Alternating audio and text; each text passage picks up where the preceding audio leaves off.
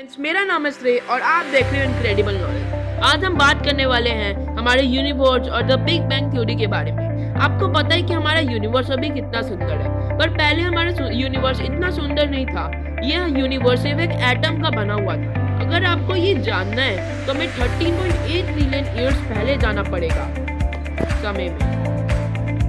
इतना पीछे जाना पड़ेगा जब इस दुनिया में कुछ भी नहीं था।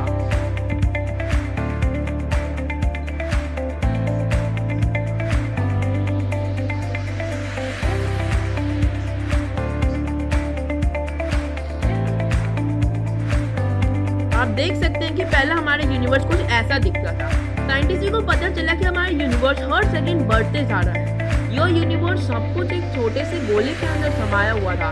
इस दुनिया पे जितनी भी घटनाएं होने वाली है सब कुछ इसके अंदर मौजूद है। यहाँ पर समय का कोई अस्तित्व नहीं है। अब वो दुनिया जिसे हम जानते हैं उसका शुरुआत होने वाली है। यह यूनिवर्स अचानक से अपने अस्तित्व में आया। एक सेकंड के करोड़वें हिस्से में फैलाया गया ये यूनिवर्स, इस थ्योरी को हम बिग बैंग थ्योरी कहते हैं। ये सारी चीजें जो आप देख रहे हैं वो प्योर एनर्जी है और धीरे धीरे ये प्योर एनर्जी बहुत गर्म होने लगी थी, पर बहुत करोड़ों सालों के बाद ये एनर्जी ठंडी होने लगी और उसी समय आगमन हुआ, मतलब अस्तित्व में आए इलेक्ट्रॉन, प्रोटॉन, न्यूट्रॉन, ये सब अस्तित्व में आए। असल में उस समय दो चीजें बनी थी। एक मैटर जिससे हमारी बाकी सारी चीजें बनी है, हमारा शरीर बना है, और दूसरी चीज थी एंटी मैटर। आप सुन के समझ ही गए होंगे कि मैटर का उल्टा होगा एंटी मैटर। यह बात बिल्कुल सही है। जब मैटर और एंटी मैटर एक साथ टकराते तब दोनों एक दूसरे को खत्म कर देते, पर मैटर एंटी मैटर से थोड़ा ज्यादा था, इसलिए कुछ सालों के बाद सिर्फ एक मैटर का गोला बच गया था और उसके अलावा और कुछ नहीं था जो उसे खत्म कर सके। इसलिए उस गोले का विस्फोट हो गया, जो हमारे लिए अच्छा था, क्योंकि उसी एक गोले के पूरी एक दुनिया में बनने वाली थी। इसी मैटर के चलते तारों और ब्रह्मांड अस्तित्व में आए। और मैं आपको बता दूं कि समय भी अब अस्तित्व में आ गया था। उस गोले के ब्लास्ट होने के बाद पूरे यूनिवर्स में डस्ट फैल गया। फिर एक फोर्स जिसे हम ग्रेविटी कहते हैं, उसके कारण सारे डस्ट पार्टिकल एकत्र होने लगे और एक एटम जुड़ने लगे। शुरुआत में इस दुनिया में सबसे ज्यादा हाइड्रोजन के एटम थे। जिस जगह पे ये सारे हाइड्रोजन के एटम ग्रेविटी के कारण मिलने लगे, उस जगह को हम लाखों सालों तक था।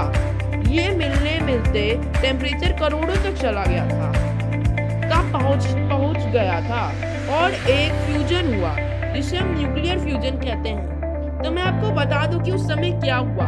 जब ये सारे फोर्स डस्ट एक साथ मिलने लगे तो वहां पे एक चीज, मतलब एक गोला बन गया और उस गोले का टेम्परेचर लाखों डिग्री तक था और बाद में वो टेम्परेचर करोड़ों डिग्री तक चला गया था और फिर एक फ्यूजन हुआ जिसको हम न्यूक्लियर फ्यूजन कहते हैं। उससे बहुत गर्मी निकली जिससे हमारा यूनिवर्स का पहला तारा बना। अब आप समझ गए कि हमारा यूनिवर्स का पहला तारा कैसे बना। 10 पार्टिकल मिले, एक गोला बना, गोले का टेम्परेचर बहुत बढ़ गया करोड़ों तक, वो गोला ब्लास्ट हुआ और हमारा स्टार बनने पे आ गया। और फिर वो स्टार की वजह से दूसरे तारे भी बने। पहले 200-300 तारे लाखों सालों तक बनते गए। फिर करोड़ों सालों के बाद, अरबों सालों के बाद बहुत सारे करोड़ों तारे बन गए। बहुत सारे तारे, मतलब सोच सकते हैं अभी आप जो तारे देखते हैं ये वही तारे हैं जो दुनिया में सबसे पहले आए थे। और उन तारों के बनने के बाद जो डस्ट बच गया था वो अलग अलग जगह जाके फैलने लगा और फिर न्यूक्लियर फ्यूजन वापस हुआ और फिर जो भी डस्ट था वो फैल गया, हर जगह फैल गया। जो डस्ट बच गया था वो वहीं पे था और जो डस्ट फैल गए थे वो अलग अलग जगह में अलग अलग गैलेक्सीज बन गई। आपने गैलेक्सी का तो नाम पता ही होगा कि गैलेक्सी क्या होती है। आपको एक गैलेक्सी का नाम भी पता होगा जिसका नाम मिल्की वे गैलेक्सी है। आपने मिल्की वे गैलेक्सी देखी होगी। अब मैं आपको बताता हूँ कि सन कैसे बना। आपको ये पता होगा कि सन भी एक स्टार है, वो भी हाइड्रोजन गैस से ही बना होता है। सन कितना गर्म है, उसका डिग्री भी करोड़ों तक था। अब मैं आपको बता दूं कि अर्थ कैसे बना। तो सन एक समय बहुत गर्म हुआ, इतना गर्म हो गया कि उसमें न्यूक्लियर फ्यूजन हो गया। अब सोचेंगे कि न्यूक्लियर फ्यूजन कितने होते हैं, तो हाँ, पहले यूनिवर्स इसी न्यूक्लियर फ्यूजन की वजह से ही बना था।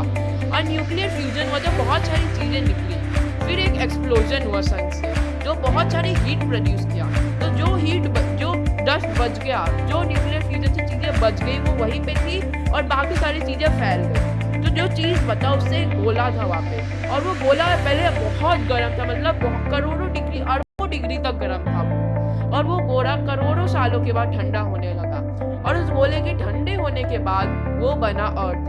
अब मैं आपको अपने अगले वीडियो में बताऊंगा कि अर्थ कैसे बना, अर्थ में लाइफ कैसे आई, अर्थ में क्या क्या हुआ। और मेरा वीडियो आज का यही तक था, इसलिए thanks for coming.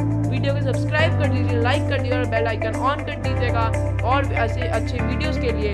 Bye bye.